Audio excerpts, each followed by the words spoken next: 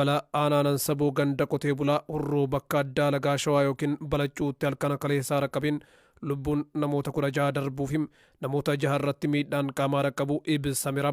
Itti gaafatamaan dhimmoota kominikeeshinii qajeelcha poolisii godinicha Saajin Ahmad Taqasaa akka ibsetti balaan kun kan dhaqqabe konkolaataan Sinootiraakiyaa aanaa gada basaasaa irraa cirracha fe'ee gara aanaanan sabootti malaa jiru aanaa dudulaa magaalaa Seeroftaa irraa namoota 21 cirracha irratti fe'uun osoo imalaa jiru garagaluun balaan dhaqqabeera jire.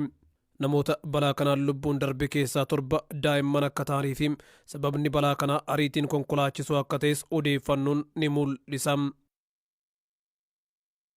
Mootummaan Itoophiyaa lola naannoo Tigraayitiin wal qabatee loltoota Eertiraas ta'e kan Somaaliyaa akka hin affeerre dubbi himan ministeera dhimma alaa Itoophiyaa ambaasaaddar Diinaa Muftii himanii loltoonni Eertiraa lola Tigraay keessaa hirmaannaa guddaa qabaachuu fi saamicha qabeenyaa dabalatee gochaalee sarbama mirga namoomaa garagaraa irratti hirmaachuu isaanii qaamoleen garagaraa komachaa jiru.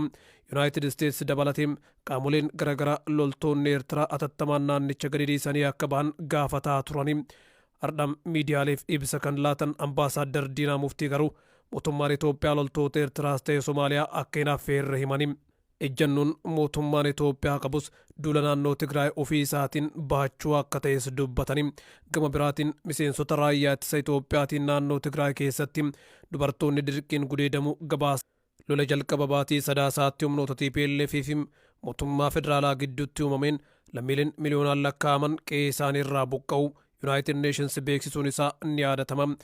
Dhaabbatam mootummoota gamtoomanitti komishinarri olaanaa dhimma baqattoota Filiippoo Giraandii daawwannaa naannoo Tigraayitti kan taasise yommuu ta'u haalli naannicha keessa jiru baay'ee yaaddessaara jechuun ibsa kenne. Komishinarichi daawwannaa Itoophiyaatti godhe kanaan muummichi ministeera Dr. Abiy Ahmad dabalatee aanga'oota olaanoo waliin wal arguu ibsee jira.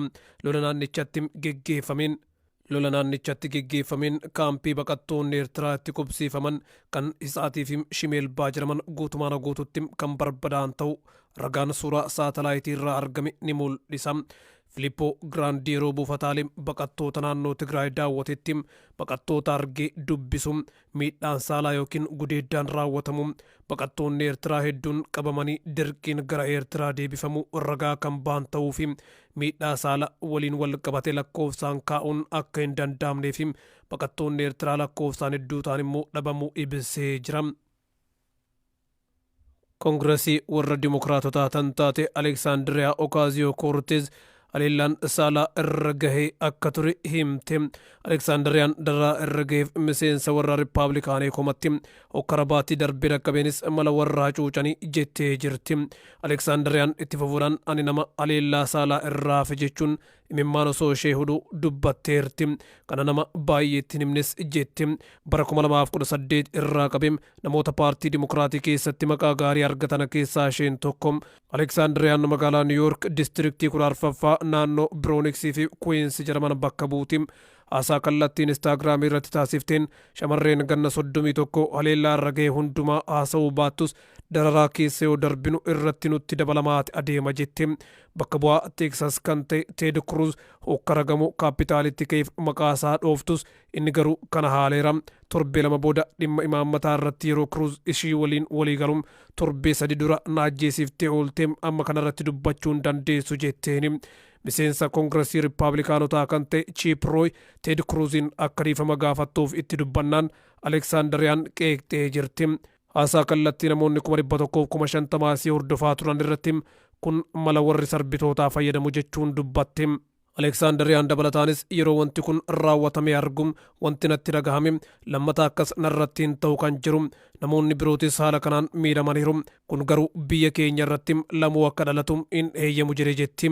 Dhimma hokkara baatii darbeetis namoonni akka irraanfannu nu gaafatu garuu gocha isaaniitiif itti gaafatamummaa hin fudhanne jetti. Aleksaandariyaan taatee guyyaa haleellaan isteet kaapitaalitti raawwatamee ilaalchisee akkana jetti. Mana fincaanim waajjira kiyyaa keessatti dhokadhee du'uuf jirim sodaadheen ture jettee dubbatte jechuun BBC'n gabaasee jira.